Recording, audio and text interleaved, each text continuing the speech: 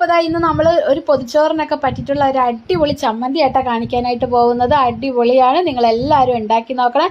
തേങ്ങ ചിരവി വെച്ചിട്ടുണ്ട്, പുളിക്ക് ആവശ്യമായിട്ടുള്ള മാങ്ങ നമ്മളിതാ കട്ട് ചെയ്ത് മിക്സിയിൽ ജാറിലേക്ക് ഇട്ടിട്ടുണ്ട്.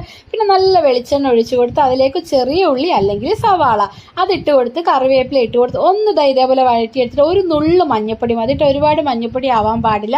പിന്നെ ചതച്ച മുളകാണ് ഇട്ട് കൊടുക്കുന്നത്, അത് എരിവിന് നമുക്ക് ആവശ്യമായത്. ആ ചതച്ച മുളകില്ലെന്നുണ്ടെങ്കിൽ മുഴുവത്തോടുള്ളിൽ ചുമന്ന മുളക് ഇട്ട് കൊടുത്തേച്ചാൽ മതി കേട്ടോ.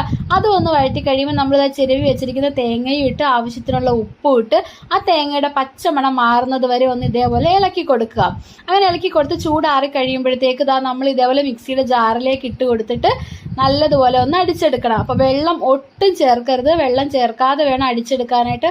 കുറച്ച് നേരം ഒരു 3-4 പ്രാവശ്യം നിന്ന് അടിച്ചെടുക്കേണ്ടി വരും. വെള്ളം ചേർക്കാതിരിക്കുമ്പോൾ നല്ല ടേസ്റ്റി ആയിട്ടുള്ള ചമ്മന്തി കിട്ടും. പിന്നെ ഇതേപോലെ നല്ല ചൂടുള്ള